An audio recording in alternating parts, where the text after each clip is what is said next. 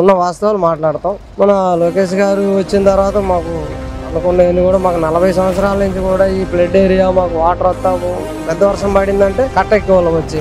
ఇప్పుడు మాకు ఆ ఇబ్బంది లేదు. వాళ్ళు శాంక్షన్ చేశాడు, పట్టాలు ఇస్తా ఉన్నాడు, పట్టాలు ఇచ్చాడు. తల్లికి వందనం వేస్తా అన్నాడు, అవి కూడా వేసాడు. మాకు అన్ని ఒక్కొక్కటి అంటే కొత్త సంవత్సరం చక్క పెట్టుకున్నట్టుగా అన్ని ఒకేసారి అంటే చేయలేడు కదా, ఒక్కొక్కటి చేసుకుంటూ వస్తా ఉన్నాడు.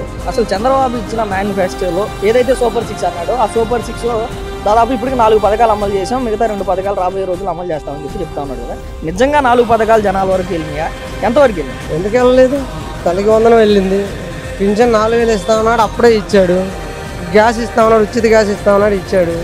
ఇంకేమన్నా ఇవ్వాల్సింది? ఉచిత బస్సు ఒకటి, రైతు భరోసా ఒకటి, ఈ రెండేగా. ఇది కూడా వచ్చి దసరాలోపు ఇస్తా ఉన్నాడు.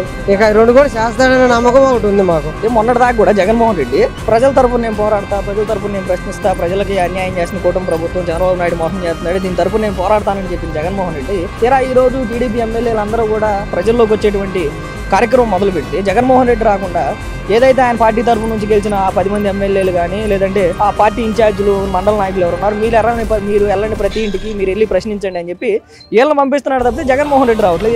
ఎందుకంటే నేను తప్పు చేశాను కాబట్టి నేను వెళ్ళలేను జనాల్లోకి.